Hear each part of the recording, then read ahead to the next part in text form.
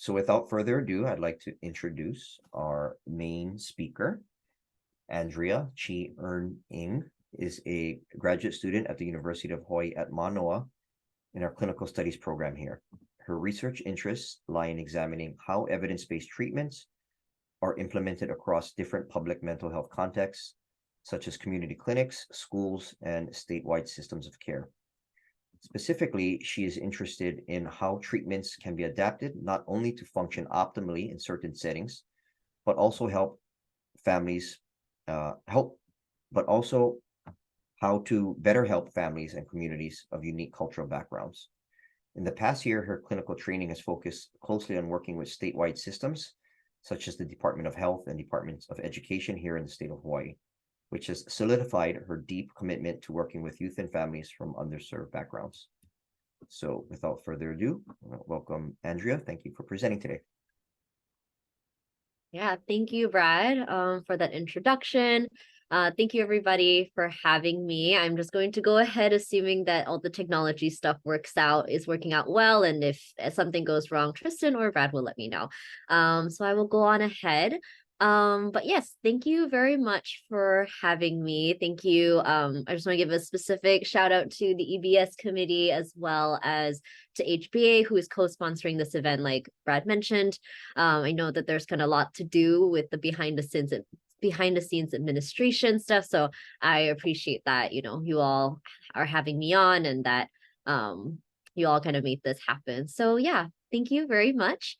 With that said, welcome to today's presentation, where essentially I'll be talking about a study that was done, or be presenting findings from a study that was done at the University of Hawaii at Manoa regarding the Ohio Scale's Hopefulness Scale.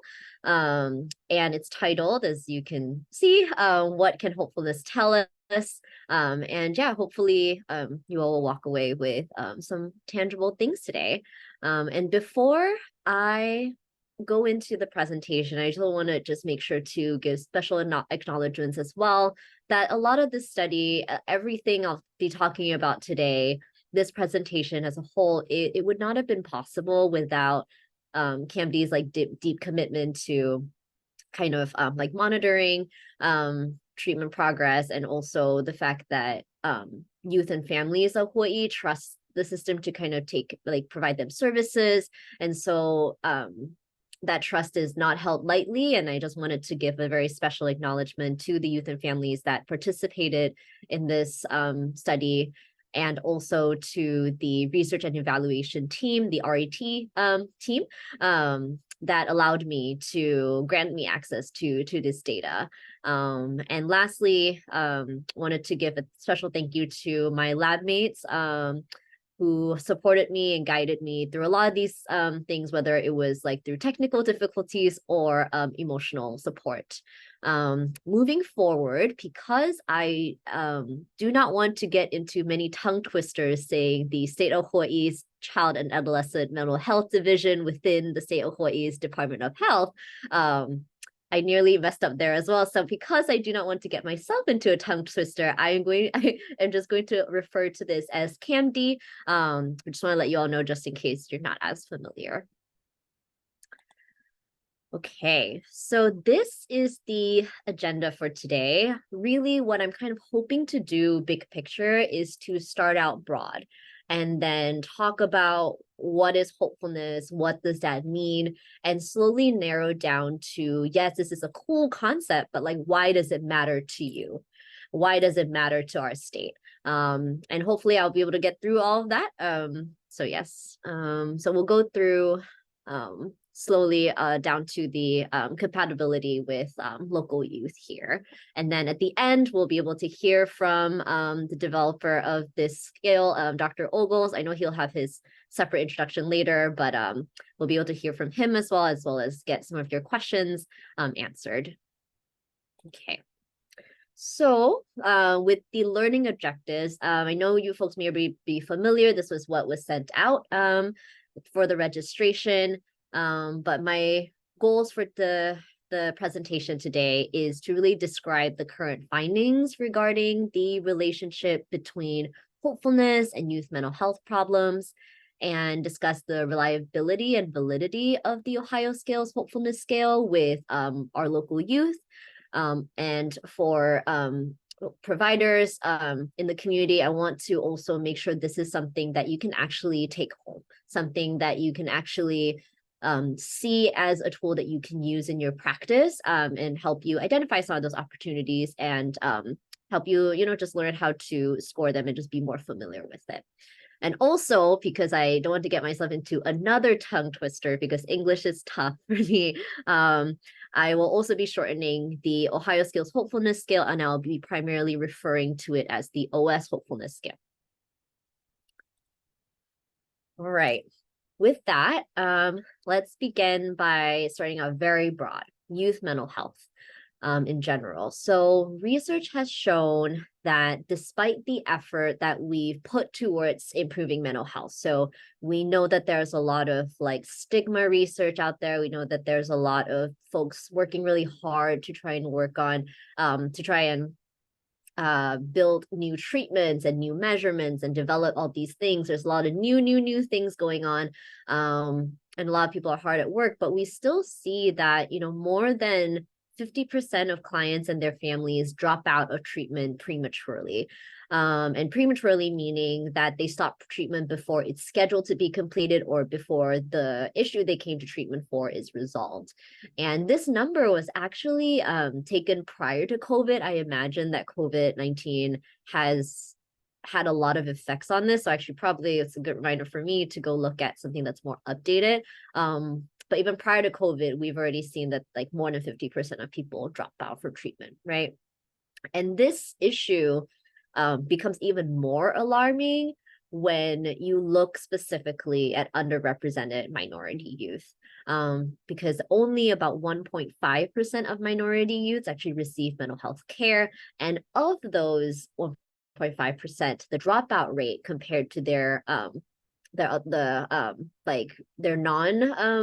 majority counterparts, it actually increases up to 75%. So they're more likely to drop out of treatment. And this, there's a lot of reasons that people leave services. There's logistical reasons, there's stuff you're doing with the healthcare system in general. There's maybe no lack of access to care, very different reasons like that.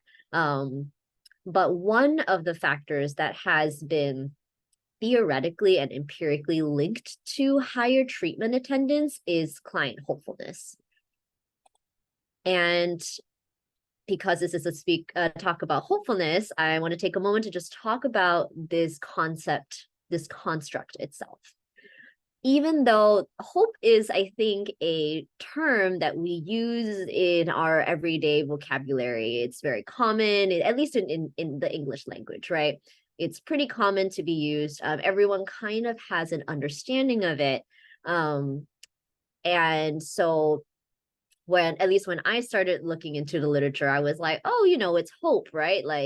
Everybody knows what that means, so it should be easy to define. But then I realized as I was looking into the literature that when you take, even though something is so common in our everyday vocabulary, when you take that and you try to conceptualize it in a way that makes sense of okay, how do we measure this? How do we make it something that we can actually act upon in science?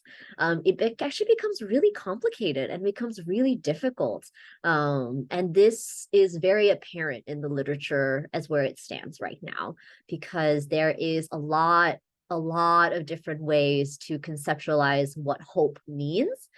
And what I want to bring to you here today is not to go down this whole rabbit hole about what exactly is hope. That's not my goal today. But what I do want to still relate to you all is that these two here, Snyder and Hirth, are the two main experts in the field of hopefulness. Because they are experts, they, of course, made their own questionnaires trying to measure hope. And in their conceptualization, they both agreed that hope is a cognitive process. It's something that happens in our brain. It's the way we, it's a cognitive process. What they did not agree on is what are the parts that make up a person's hopefulness?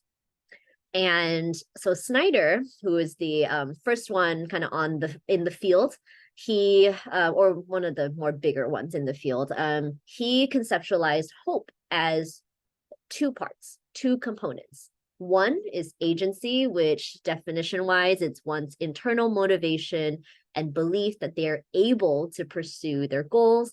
And the second is pathway, which is one's perception of the routes available for them to take towards their goals.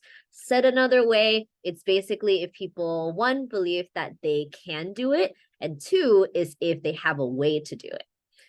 And Hirth, who was a nurse that was working more in like a healthcare setting, mainly agreed with Snyder, but she wanted to tailor this specifically to a healthcare setting. And, in her research, she said, yes, agency and pathway are really important. That's in her first two ones here. She just named it differently. But there is a lot more to hope when you're talking about someone that's going through like health issues. And that is perceived social support. So Hirth believed that instead of two, there's actually three parts of hope, and that they're all equally important. And to this day, there is no consensus as to who was the most correct, who had it right.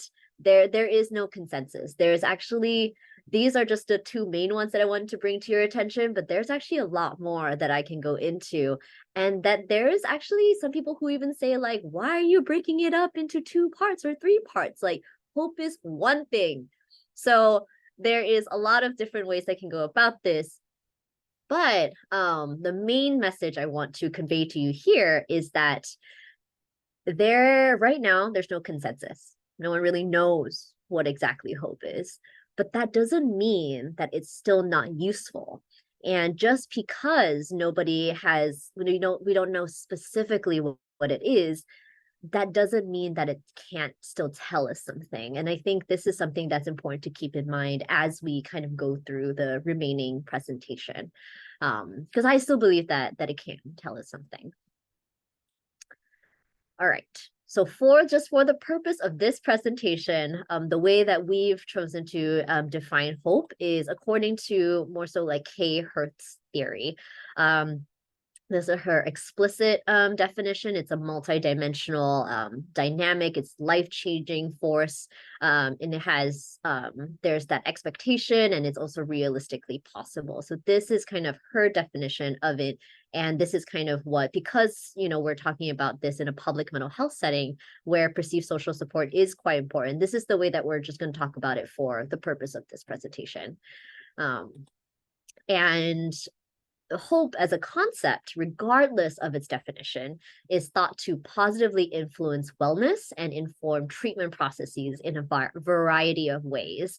So for example, research has shown significant relationships between hopefulness and numerous measures of functioning. So like things like academic achievement, things like treatment outcomes, and some research even suggests that it's a critical component of recovery, whether it's a physical health or a mental health problem, it's a critical component. And so hope has been tied to a lot of these things. And currently, most of the work on hopefulness has been done with adults. But there is a small evidence base specifically looking at youth. So for example, there's this one study that found that basically towards the end of treatment, the more youth and caregivers were hopeful, the less behavioral problems that the youth experienced, and the youth were just functioning better in everyday life. And they compared this at when they started to when they ended treatment. The same thing was found in this 2015 study in a psychiatric residential treatment facility in the state of Kansas. This study was actually really impressive. They had like 1,200 participants, like 1,200 youth. It was a really big study, and they found that an increase in hopefulness actually explained about 18.1% of the variance in the youth mental health, youth's problems, and 19.4% of the variance in the youth's level of functioning. And they again compared this to when the youths were taken into the psychiatric residential facility and then after they were discharged. So all that said, there is an established relationship between hopefulness and treatment progress. This is what has been shown in the literature.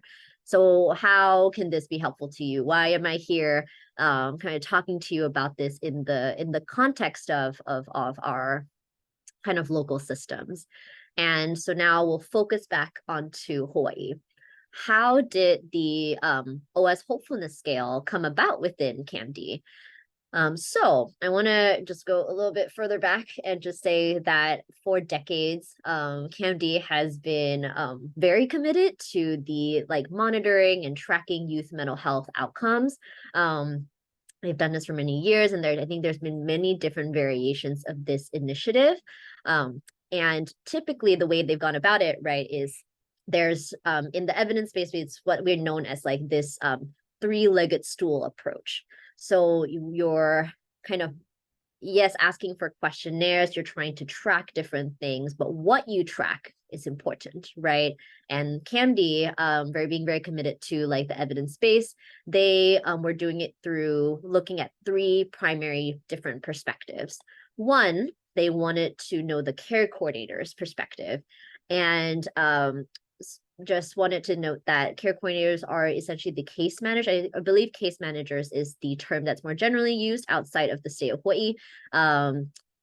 The care coordinators are really, shout out to any care coordinators here or anyone who's ever held that position. It is a difficult job and really one of the main folks that's just holding up our system of care.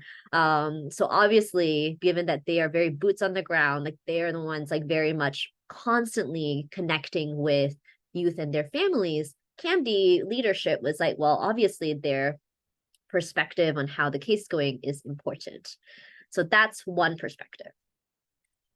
And the second perspective is obviously the therapist perspective, clinically through a licensed provider lens, how is the family doing? How is the youth doing?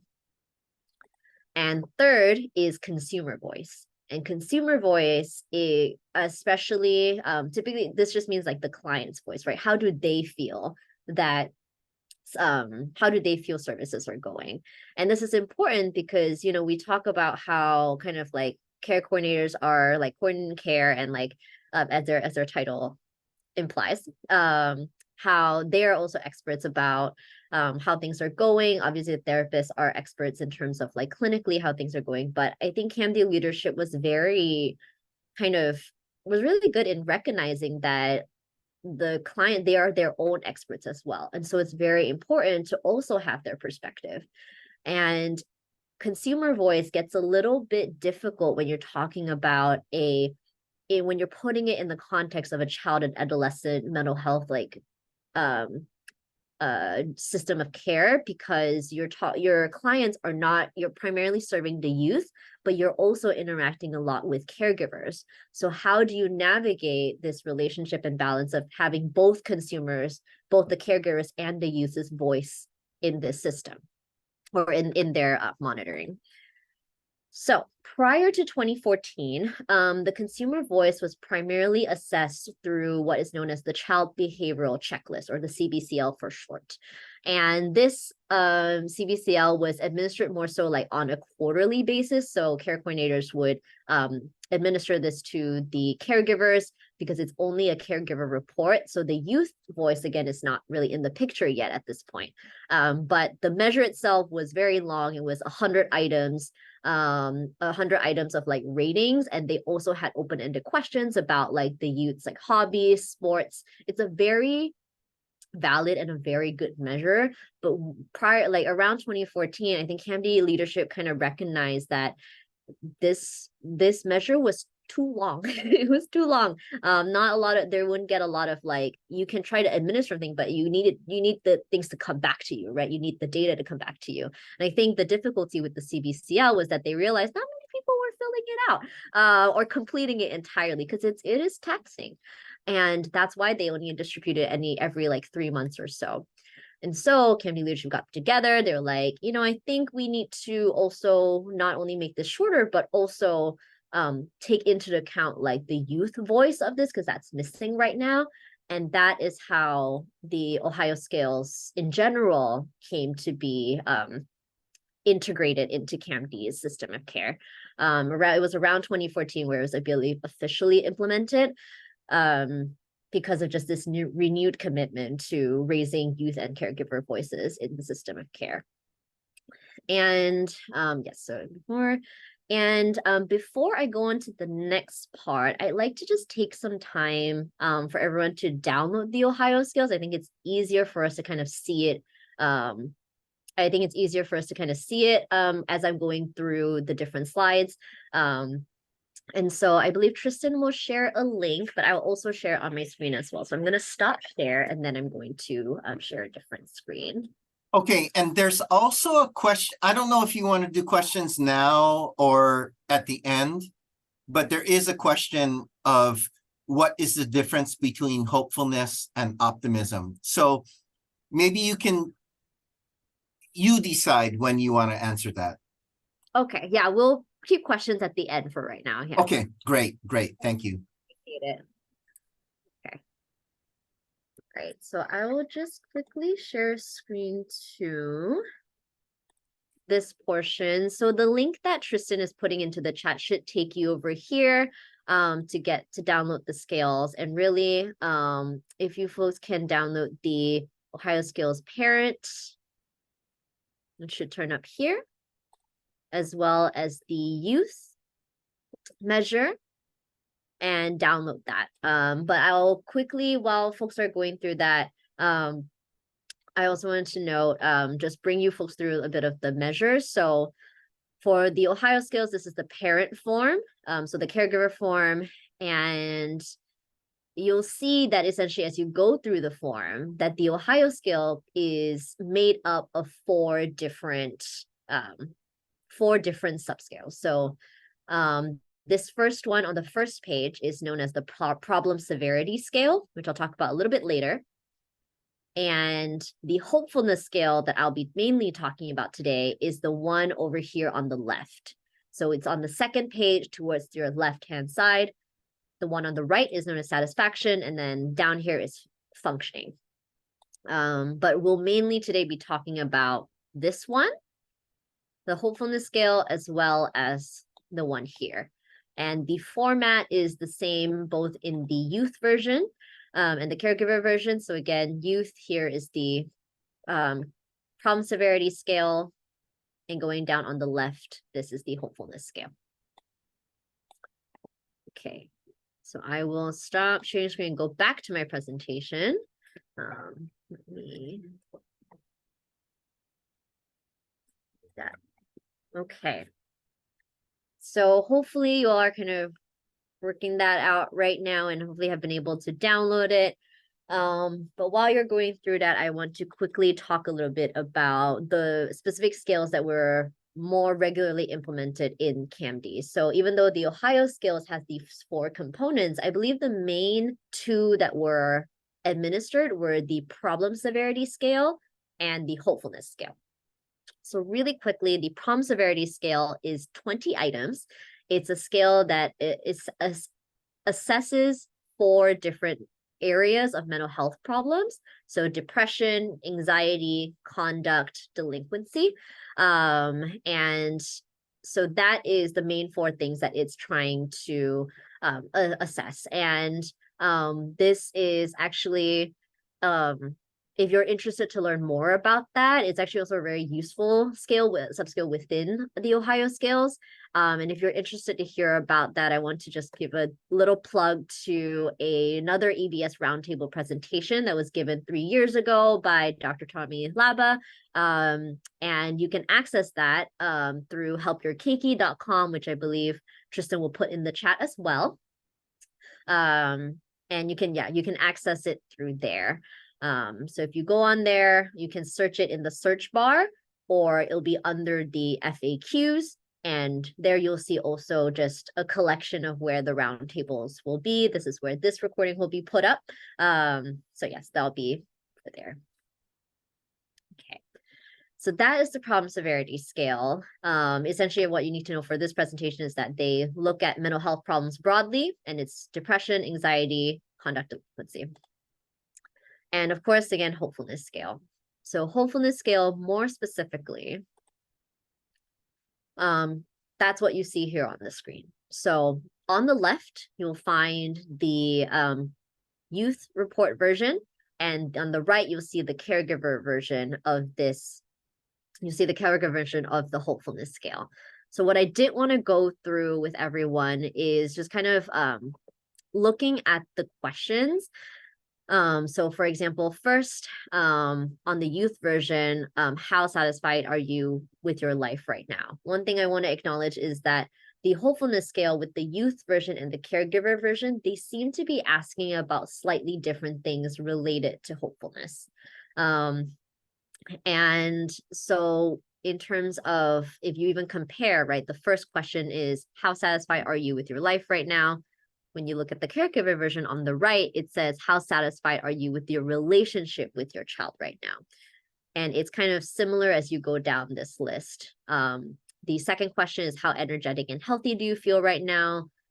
On the caregiver one, it's how capable of dealing with your child's problems do you feel right now? So broadly, the youth version appears to be more so asking about, yes, in kids' internal sense of hopefulness of how they are doing.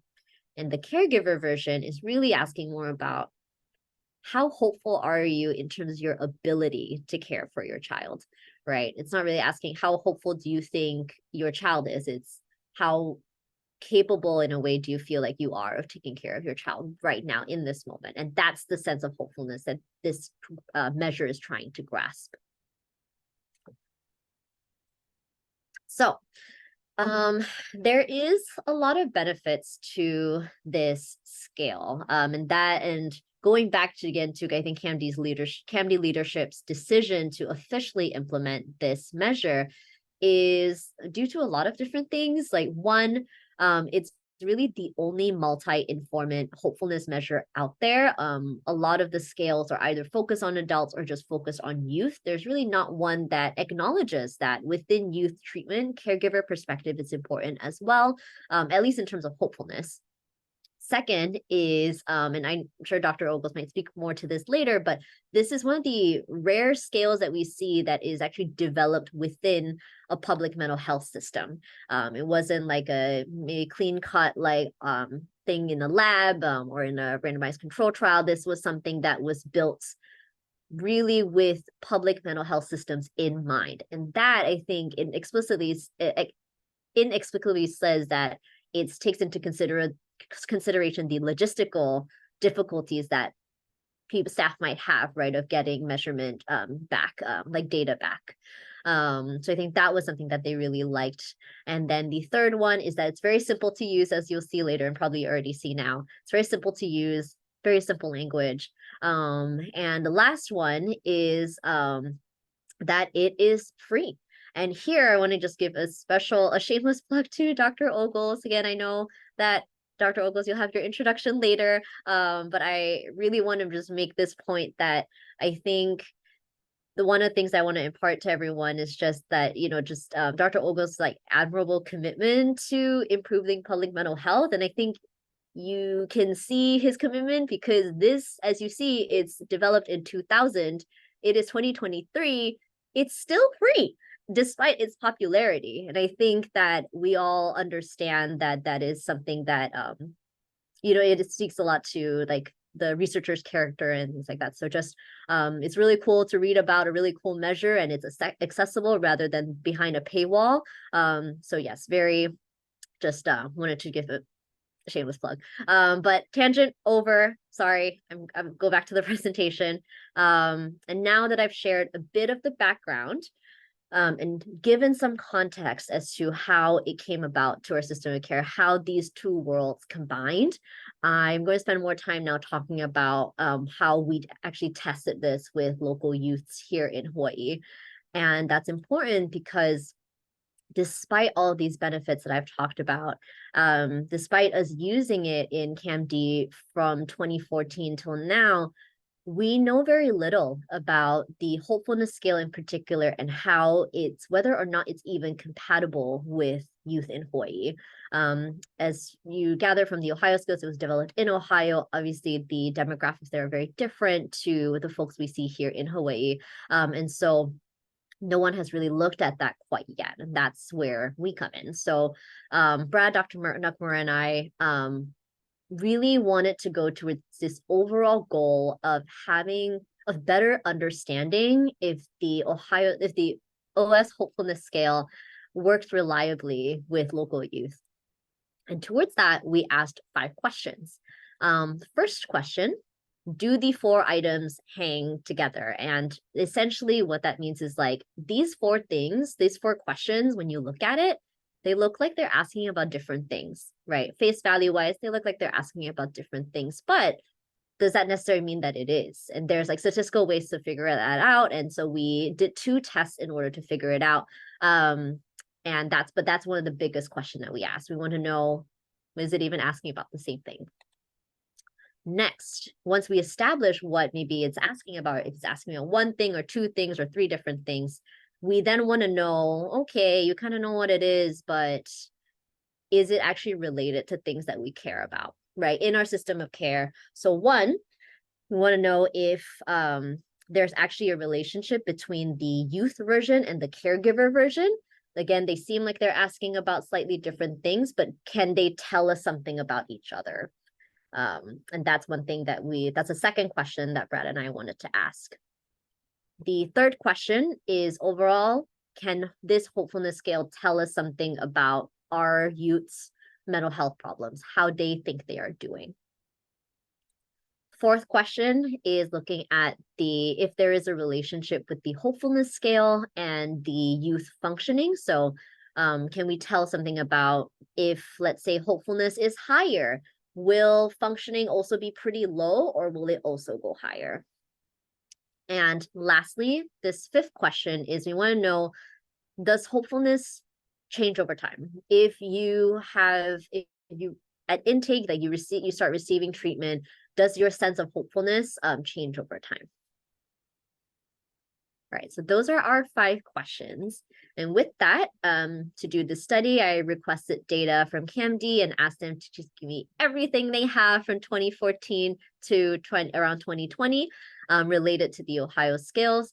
And after spending quite some time kind of looking through the data, these were the number of youth and caregivers that we ended up including in this study. So in total, we had about 436 youths and 1,036 caregivers. And the reason why the difference is so big is because if you've noticed at the top of the youth version of the Ohio scales, it notes that the youth version can only be given to kids who are 12 and older. So that's why there's such a big difference. And to do this study, we also looked at the different measures. So I've talked to you about the hopefulness scale, of course. I've talked to you about the problem severity scale. And the third one that we used in this study is the CAFAS. So the CAFAS stands for, or CAFAS, stands for the Child and Adolescent Functional Assessment Scale.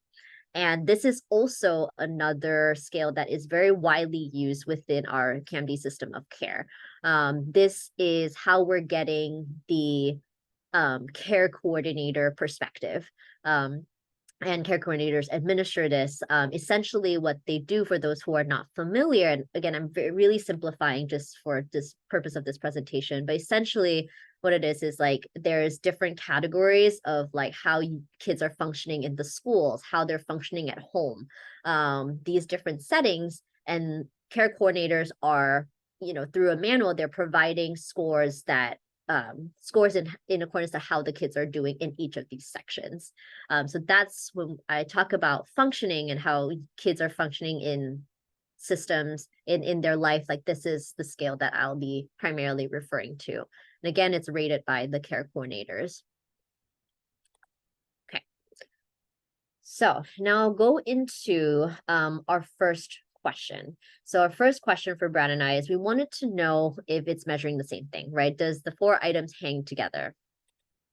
And to do this, we did 2 tests. The first test was known as the confirmatory factor analyses.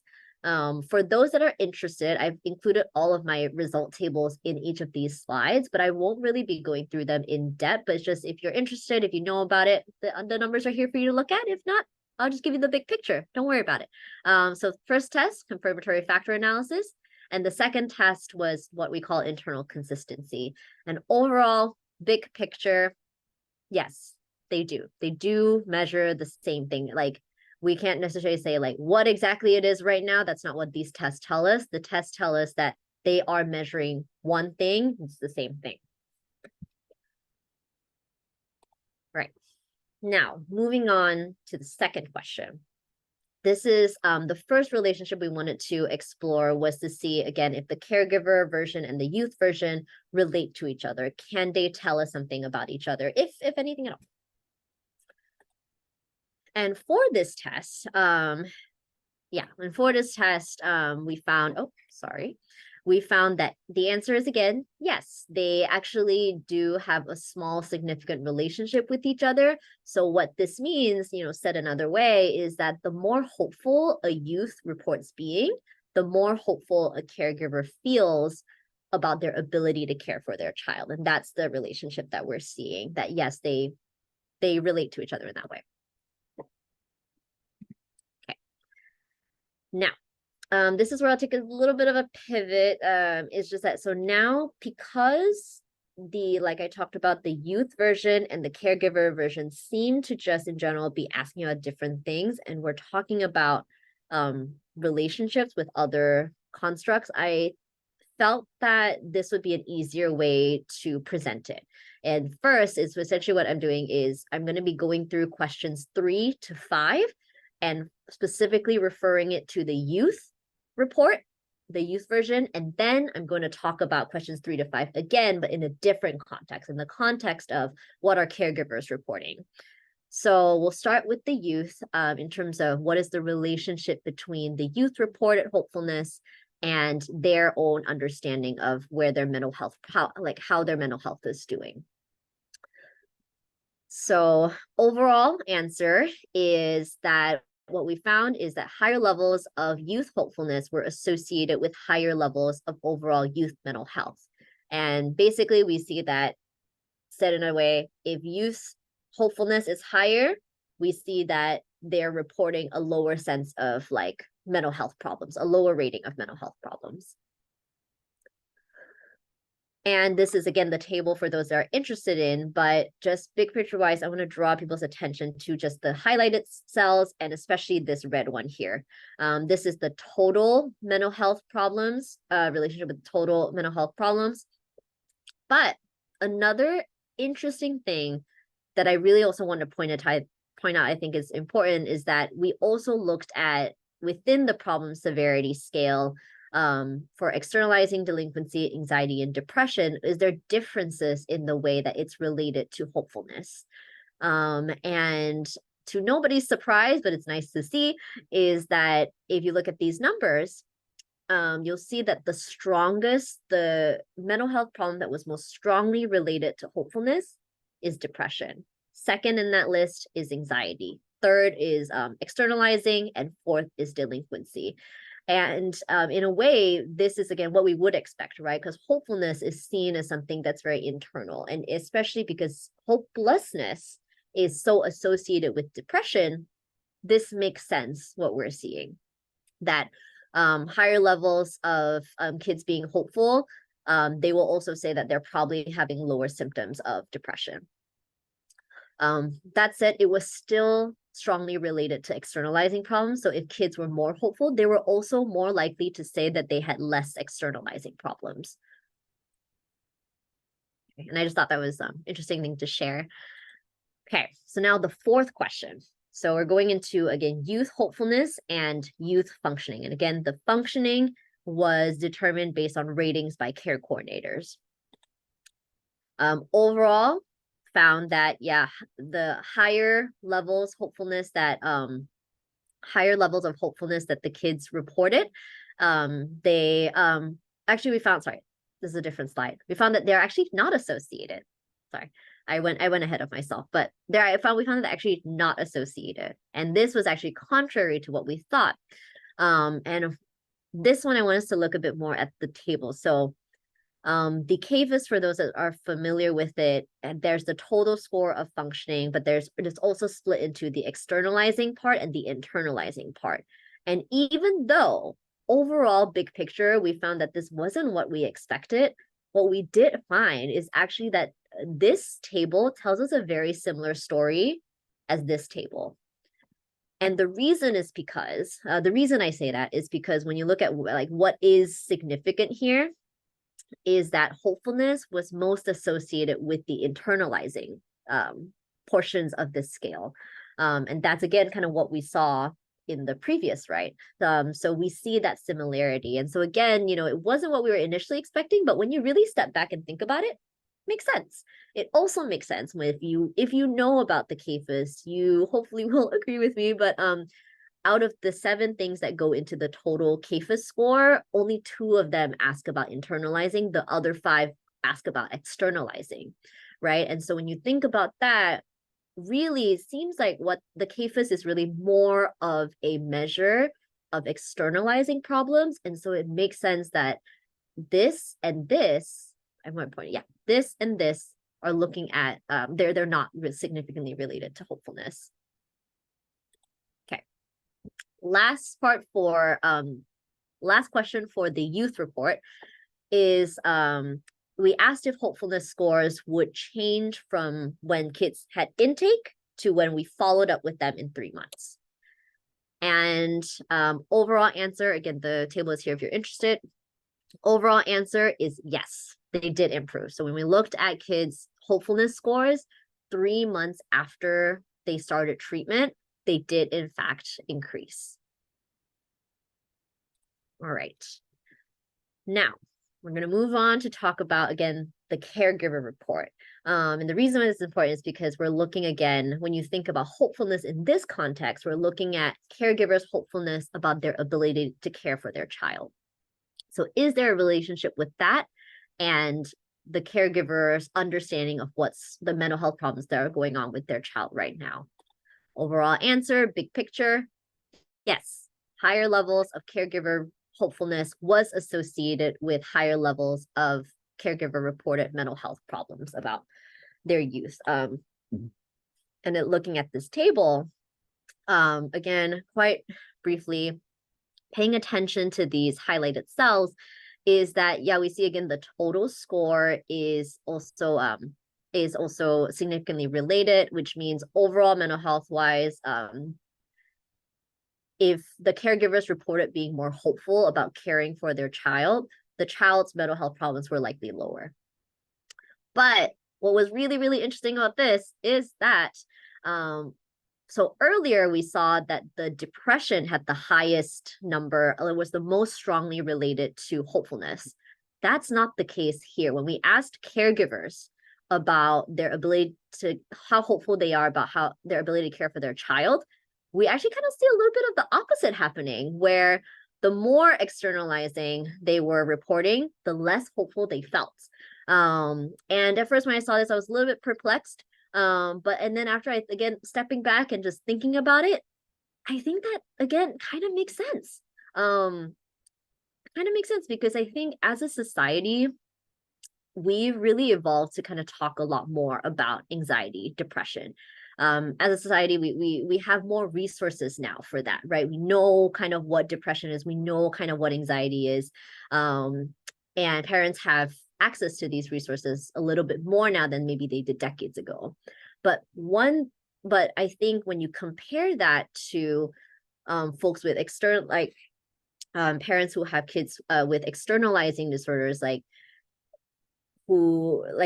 parents likely don't know as well how to handle a child that is like breaking the rules, not listening to them whatsoever, lying. All these things are not as talked about, at least compared to something like anxiety and depression. So when thinking about the resources that they have offhand before even coming into CAMD, I think it kind of makes sense that they would feel more overwhelmed with a kid with more externalizing and delinquency problems. So that's what I'm getting out of this table. But yes. Now, sorry, moving on, side tangent again over. if caregiver reported hopefulness was related to youth functioning, again, youth functioning rated by care coordinators. Overall answer, yes. So this one I got confused earlier, but overall answer is yes, that if caregivers rated their sense of hopefulness higher, care coordinators rated the kids' level of functioning higher too, meaning that they're functioning better in their everyday life.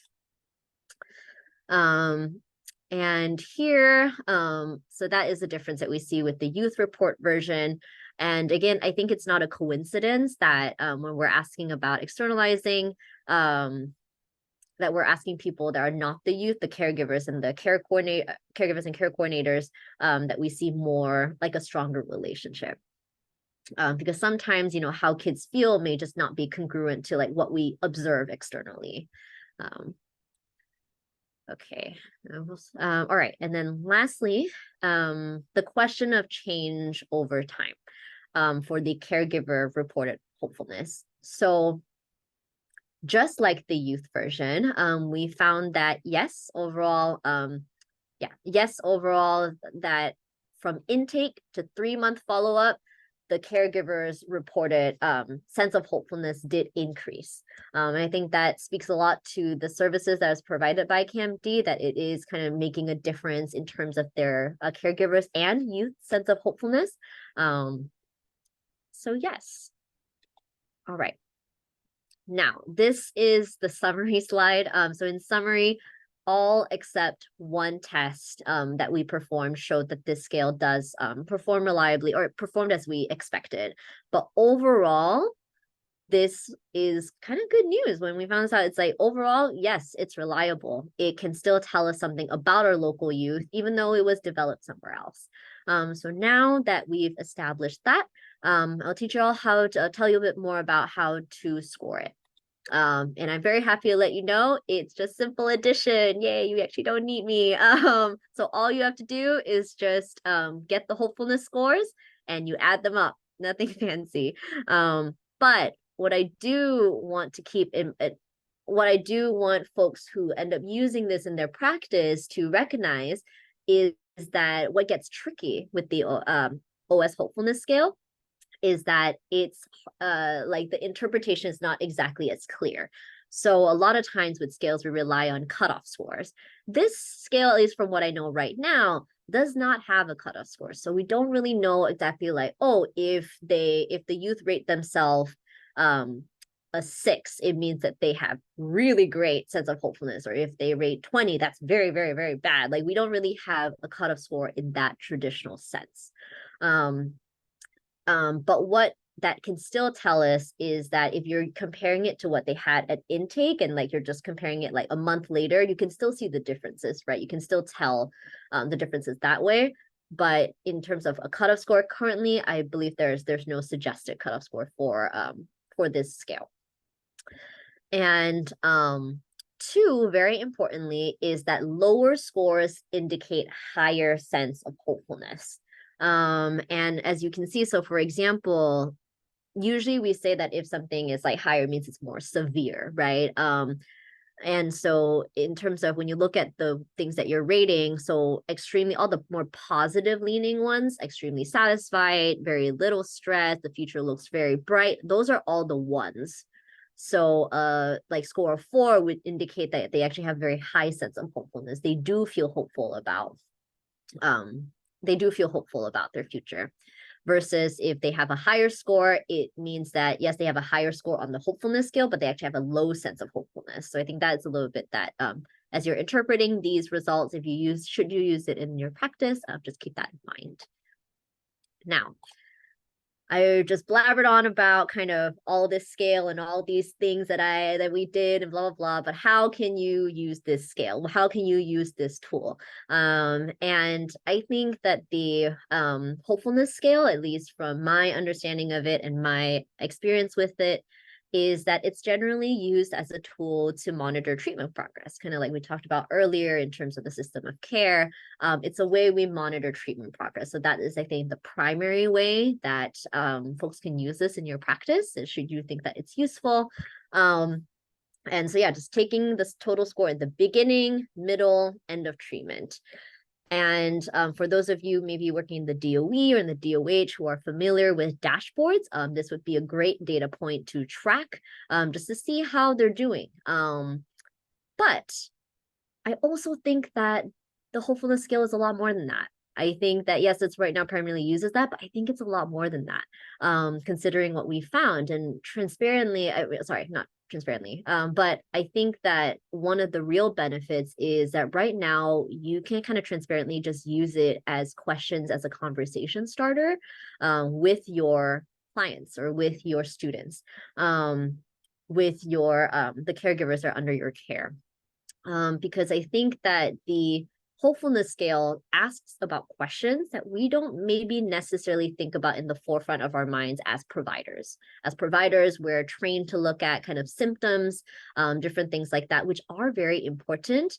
But sometimes I think because of that, we miss things like stress level. We miss things like we forget to ask. How hopeful do you feel in general? And I think that's a way to ask that, to just get that conversation to start. If you administer this, like if you give your clients this in the beginning and you notice that they have a very high stress in their life, you can ask about that. And that's one way you can do it. I think it's good to check in throughout. It's, again, in terms of along the lines of like monitoring treatment progress, this is something that I think is really useful to just check in on. Like if you feel that it's possible to have kids who their hopefulness scores don't improve, even though if you're looking at depression, if you're treating depression, even though you look like their symptoms of depression are alleviating, they're getting better.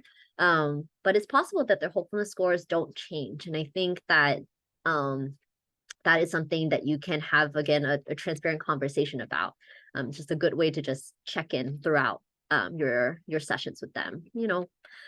What are you missing or things like that. I think another practical way of using it is just when you feel like you've hit a wall in session. And this, I think, just goes towards what I was talking about earlier, is that sometimes there are just things that we forget to ask as providers. It happens. We try to do our best. We're only human. And I think that sometimes if you hit a wall, you feel like symptoms wise everything is great, but something feels different. I think this is a way to introduce different types of conversations into your session. And so so I think these are just some ways that I think the hopefulness scale can be useful in a practical setting. And really the goal is, the main message I'm trying to say is to bring to light things that you may not be looking for outright. All right. And lastly, here are some of the implications I think of in terms of our study more broadly. I think that this, so far, again, because this is the first scale that looks at caregiver hopefulness and youth hopefulness, it's the first multi-informant one. I think it helps the literature in that way. And I think that it's also, the study did show that the scale can be utilized as a valid measure of client change. And I think that can be very useful and essential. And lastly, overall, it showed that the Ohio scales has a lot of potential to be useful, to be efficient. It's cost effective. It's simple. It's a good tool to use with ethnically diverse samples. At least now we know it with local youth here. Obviously, we can't generalize to elsewhere, but at least with youth here, it seems useful. So that is all for my presentation. Thank you so much for listening and sparing me this time in your Tuesday afternoon or evenings. But yes, here is my information just in case you have any questions. Yes, thank you, everyone.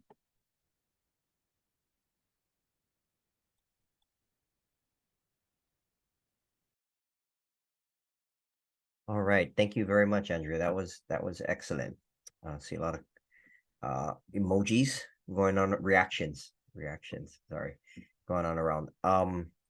So now I'd like to introduce Dr. Ben Ogles, who is another centerpiece of our roundtable discussion today. He is a clinical psychologist and professor of psychology at Brigham Young University. He studies the process and outcome of mental health interventions with special interest in measuring outcomes. Formerly a professor, chair, and dean at Ohio University, he and his students developed the Ohio Scales for Youth, which are brief measures of outcome for youth receiving mental health services. Also of significant note, all of the praise for him earlier about commitment to public mental health settings, but also for today, as Holly pointed out in the chat, he's 4 hours ahead right now, so it is very late where he is. He's at work, and very grateful all around for everything. Dr. Ogles, conceptually, contribution, pragmatically, everything being here today as well. So can kind of turn it now. We're a little bit flexible in terms of moving forward. We have a bunch of questions starting to accumulate in the queue. We can turn it to CAMD leadership for their initial thoughts, reactions, comments. Dr. Ogles, his initial thoughts, questions. Sorry, as I'm talking out loud, I think our chief psychologist, Dr. Hernandez Armstrong, I think she needed to leave a little early, so maybe Jamie, I don't want to put you on the spot. It's up to you, but if you'd like to say something before you go, knowing that it's a time sensitive thing, feel free to. If not, we can go on to something else. Sure. I put it in the chat. I just think this is really helpful for our families. I've done Ohio Scales with families a number of times, and I think sometimes it's hard for us to know, okay, how is this going to be useful? And I think this really does show us that it makes a difference, and that we can be looking at this, and that actually even just looking at it with a family and with youth and showing them, look, this is how things have changed over time, might give them more hopefulness in a way. So it was just really helpful to see that this scale works, it makes sense, and we're seeing improvements.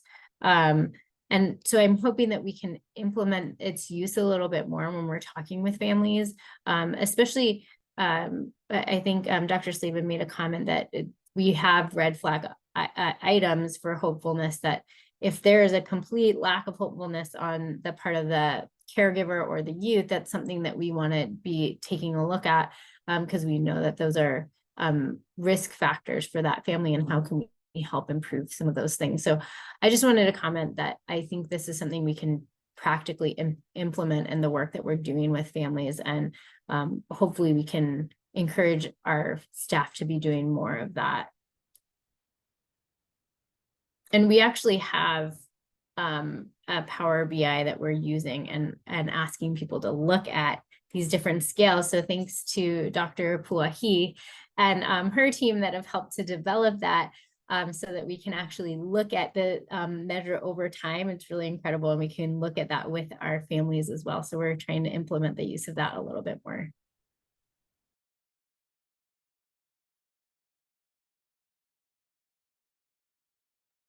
Thank you, Jamie. Yeah, so I'm so glad the timing worked out, that you're able to share your thoughts and wisdom on that before you need to leave.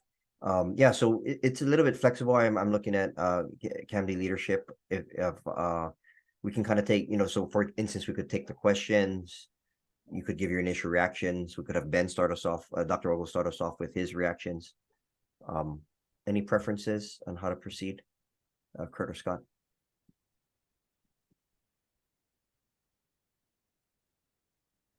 Well, if you want to know my preference, I think we should hear from Dr. Ogles because it's so great to have him, and I'm sure people are tired of hearing me talk. But I would love to hear more from Dr. Ogles. So, all right. Looks like I'm up then. Is that right? And Ben works just fine. He doesn't have to be Dr. Ogles all the time. On my office door, outside the office door, it actually says Benji. And I leave it that way just so the students will be a little bit confused about whether they should really refer to me as Benji or not. But I would respond to that as well. First, Andrea, terrific job. What a great project. Boy, Brad, you're super lucky to have her as a student. What a great project, and to be concerned with public mental health something so applicable and so useful and such a very thorough scientific job. Way to go. That was really nice. And when I first thought about adding hopefulness to the Ohio skills, I was influenced by Ken Howard, who was at Northwestern University. And in the 1990s, he developed what he called the phase model of psychotherapy, primarily based on research with adults. But I thought that it might have some reference to children as well. And his idea was that the pattern of change in treatment happened in this way. That first, when people came, they first felt more hopeful. And as a result of that hope and the intervention, they began to see then symptom change. And as their symptoms changed, then they would have actual changes in their functioning in terms of work, relationships, school, etc. So that pattern would be hope, symptoms, and then functioning in that order. And there's been a few studies since the 1990s to sort of support that idea. And so that's the reason why actually the Ohio Skills has a problem severity, hopefulness, and functioning scales, because I thought maybe there will be a time when people get enough of these over time that they can actually see if the pattern is first hopefulness, then problem severity, and then functioning. Then the other one is satisfaction, which is, of course, an opportunity to hear the client's, the consumer's voice about whether they're satisfied with treatment. So, but even though I included it, we've done very little with the psychometrics on the hopefulness scale. And so to see you actually do something about it is super pleasing to me, because all the focus has been on problems mostly. And some agencies only use problem severity. Some use problem severity and functioning, but it's pretty rare that people include either the hopefulness or satisfaction. And so the fact that you did and then did this research makes me really happy, and to show that it works in that way is also very satisfying. By the way, Ken Howard, just to make it alliterative, he relabeled hope, symptoms, and functioning as remoralization, remediation, and rehabilitation, just so it was 3 R's. I actually think it's just easier with hope, symptoms, and functioning. The only other thing that I really wanted to say in response to there are two things, I guess. The second is that if you look at what's happening in measurement-based care around the United States today, you are in such a great situation in Hawaii to be where you are with these measures and being in the process of more thoroughly adopting them and finding ways to use them and using technology to do it. Let me give you 2 examples of that. This is an article that was published in 2023 in the journal Psychotherapy. And this group of researchers from across the nation, the title of their article is "The Need for a Measurement-Based Care Professional Practice Guideline." And so what they're suggesting is that the APA, the American Psychological Association, which has practice guidelines for treatment of women, practice guidelines for multicultural cases, practice guidelines for gender nonconforming people, practice guidelines for the treatment of depression, they're suggesting that there should be a set of practice guidelines about measurement-based care. So that could be coming down the line where there's a greater emphasis within the American Psychological Association, at least, about measurement-based care. The second is that I wanted to share this this is the Handbook of Psychotherapy and Behavior Change, which is sort of the Bible of psychotherapy research. It only has 1 chapter on child treatment typically, but it's sort of all we know about behavior change and is current. This is the 7th edition of this book, 50th anniversary of the first edition of the book. And what these researchers say in their chapter, which is chapter 4 about measuring change, and it's a collection of both European and American and British, I think, authors for this chapter. And they say this: the implementation of outcome measures as part of routine clinical practice and training can be seen as one of the most successful developments in psychotherapy research over the last 2 decades. So I wanted to make that point just to say that you're right on the cusp of what's really happening, both in the research and in practice. And you're in good shape to continue to encourage people to grow in this way and become even better at it. The final thing I would like to say is that you talked about not having any cutoffs for the hopefulness in Hawaii. And actually, what I think you should do is you should make some cutoffs with the means and standard deviations that you have for 6 years worth of data. And so you could easily take that pre-treatment mean for both youth and caregivers, take those 2 standard deviations or 1 standard deviation or whatever you think, and suggest a cutoff that at least is good for the state of Hawaii based on 6 years of data. And then you have some cutoffs based on your own local knowledge. So, but beyond that, I just want to say, wow, congratulations to CamD, congratulations to Andrea. Way to go, way to be at the forefront of this important stuff. When I was in Ohio, they actually shut down their measurement system before I left due to financial concerns about the system. And I was so disappointed that they did that. And now I can praise Hawaii instead of Ohio. So way to go. All right, that's all I have to say. I think we should hear from our other panelists, and of course there's other questions too. Thank you very much, Ben. That was really excellent. I also see that before we turn it over potentially to Kurt and or Scott, I also see that Andrea is typing responses to some of the Q&A. So if folks are interested, they can open that portion.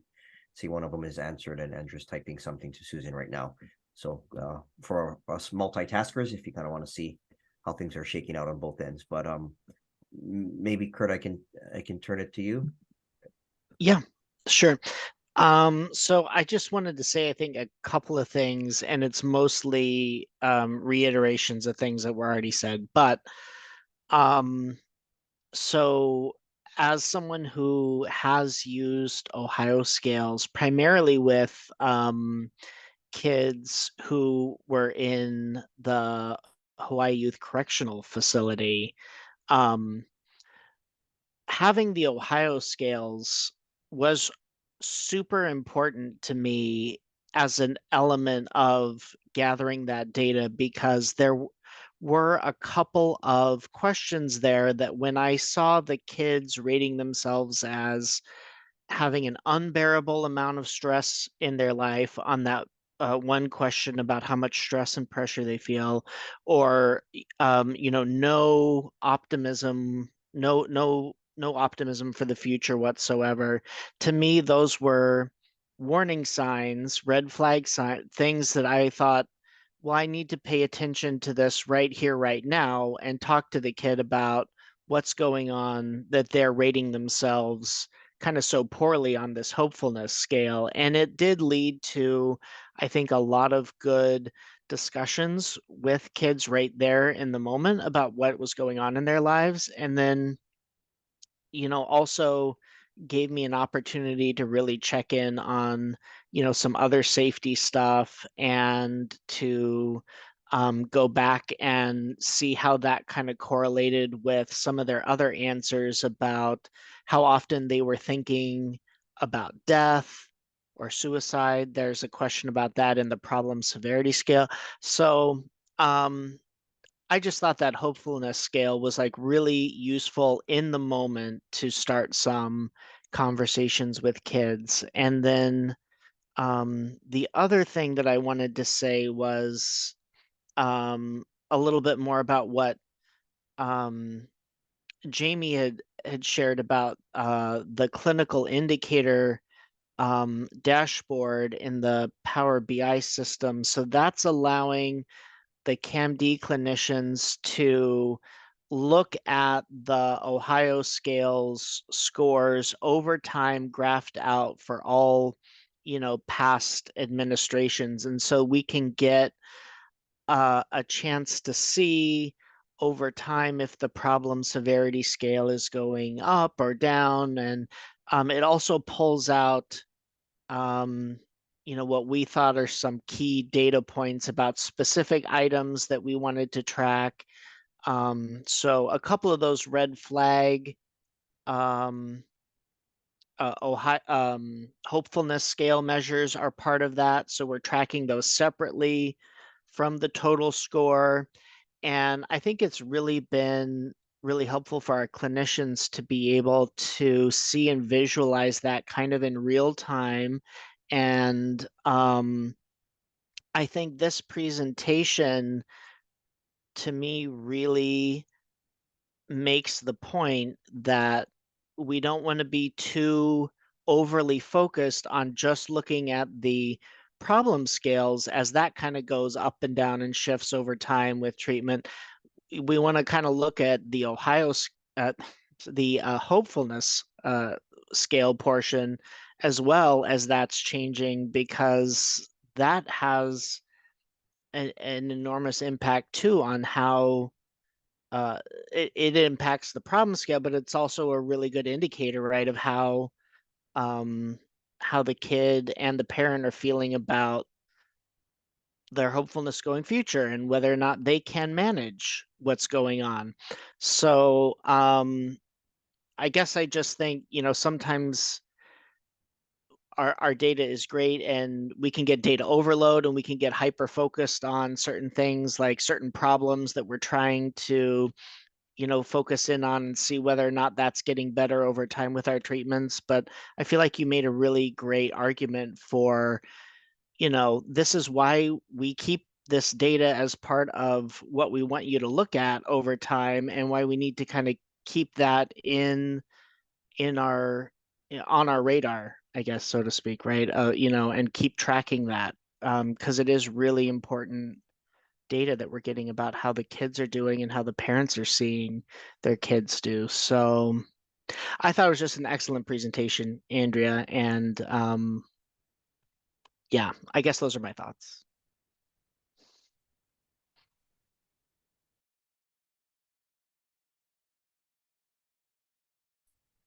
Thanks. Thank you so much, Kurt. Scott, I saw you unmute. You would jump in, Yeah, or you turn to the I question? I just want to say a couple of short things. One is that Andrea's presentation, I can't believe how great a presenter you are. You're just so good at it. I mean, really. The content, of course, was amazing, but your ability to present and communicate is astounding. And then the other thing I wanted to say is that, when you're training to be a clinical psychologist, Dr. Ogle's name is everywhere. And I can only imagine that film students see Spielberg's name as often as we saw Dr. Ogle's name. So I'm super honored that you would actually spend time with us here. So thank you very much for that. That's amazing to me. And I want to make sure that we get to a question that was posted earlier, which was comparing hopefulness to optimism, and if Dr. Ogles or Andrea, you have something to say about that? Sure, I can expand quickly on what I wrote in the chat, and then Dr. Ogles, if you have any opinions, I would love to hear them. But also just in general, thank you so much for all the praise and everything. It's don't take it lightly. So thank you very much for listening and pay attention. But yes, so hopefulness and optimism. Really good question. I was very confused for a very long time. So I think in general, the consensus is that hopefulness has a very particular goal. So what are you hopeful about is actually quite a key question, right? Like, what specifically are you asking about? And optimism it feels more like a state of being. So something that's a bit more constant, is not necessarily tied to a specific goal. And that seems to be the key difference. And I think related to that, then it's I think it's partly what makes the way that the Ohio Skills is asking about hopefulness quite unique to it, because it specifically, like question number 4, accounts for optimism.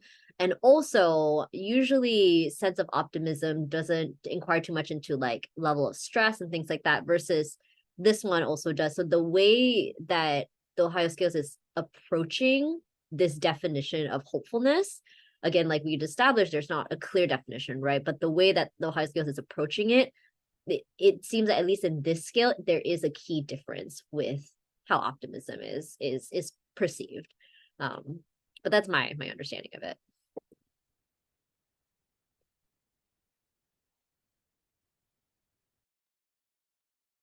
I just copied something into the chat. I think that matches very well with what Andrea said.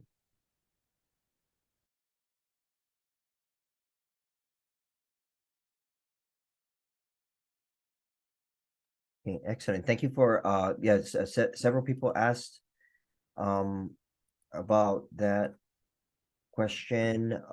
Maybe I'm looking at the open questions in the Q&A. Maybe we have time for one, maybe 2 more, then we'll close with housekeeping stuff.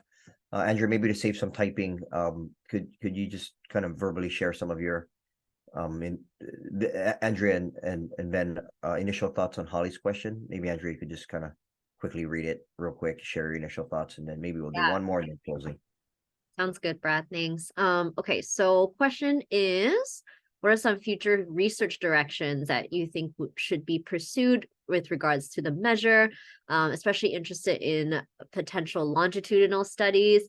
Yes, identifying factors that can increase hopefulness over time, and yeah, could have really interesting clinical implications.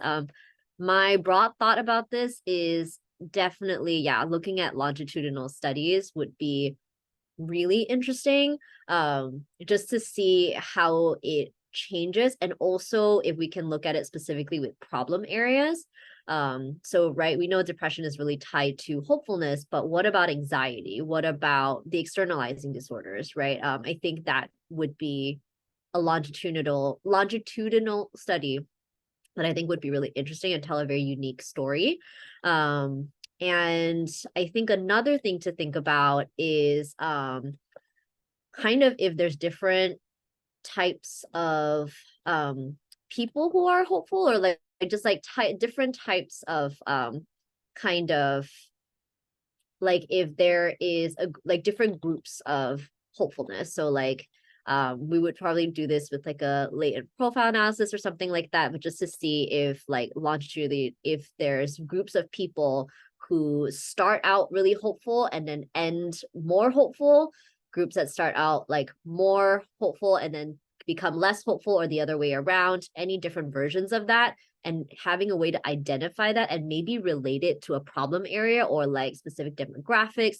I think that would be something really interesting and very practical that I think we could look at. But those are the first 2 things that come to mind. There's also a lot of different ones, but those are the first 2 things that come to mind. Dr. Ogles, what do you think, or Ben? Yeah, I really like your ideas, and I think the longitudinal idea. Of course, I'm interested in that phase model, whether we see hopefulness, then severity, then functioning change, whether that really is the case. I also think there can be more done on the validity of the Ohio scales. You've demonstrated clearly that it's related to symptoms and functioning. Is it related to other measures of hopefulness or other kinds of measures? I think that's also a place where, I mean, you have just 4 items, so it's very, I mean, the beauty of it is it's simple. The problem with it is it's only 4 items. And so you don't get a complex notion of hopefulness. And so maybe to demonstrate that it's related to other measures that are lengthier, it adds some validity too. So I think that would be helpful. Those are my first 2 things. I guess one other is that one of the sort of modern things in psychotherapy research is ecological momentary assessment, right? Because we can do these things where you're wearing a wristband and tracking your movement all the time, and you can ping you on your phone and have you rate the 4 items of hopefulness every day. And so I wonder what it looks like when you track it more frequently, and then you can do something quite sophisticated, like a network analysis, where you start to see what items influence other items and what the order of change is developmentally in that sort of way. So that ecologically momentary assessment idea is also something to be thinking about.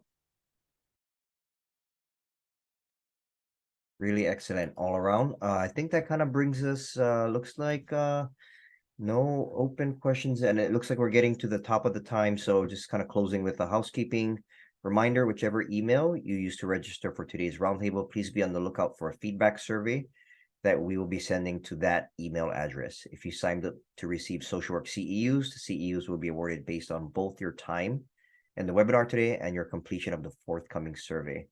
You'll be expected to attend at least 90% of today's roundtable to be considered in the awarding of those CEUs. However, even if you have not signed up to receive CEUs, we would be very grateful if you would fill out the forthcoming very brief survey to give us feedback for quality improvement ideas. And that's for social work CEUs. For psychologists, thank you again to Hawaii Psychological Association. Special shout out to them and Ray specifically and others involved there.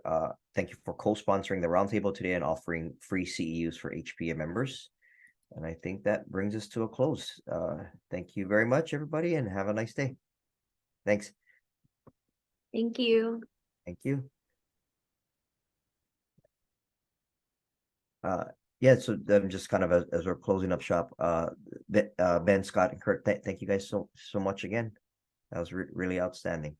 Yes, Thanks for inviting me, and Andrea, once again, terrific job. What way to go. Brad, congratulations to you too. I mean, obviously you're helping to prepare well, and boy, that's a model. I'm gonna like make my students watch this presentation whenever they're preparing and say, you got to do just as well as Andrea did when you go to the next conference.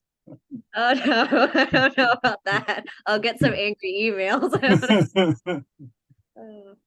But yeah, thank you again. Yeah, thank you, Ben. Thank you, Scott. Thank you, Kurt, for coming and giving your thoughts and stuff. I really appreciate it. It's like the first time we've kind of done this type of presentation. So I think yeah, just really appreciate all the feedback.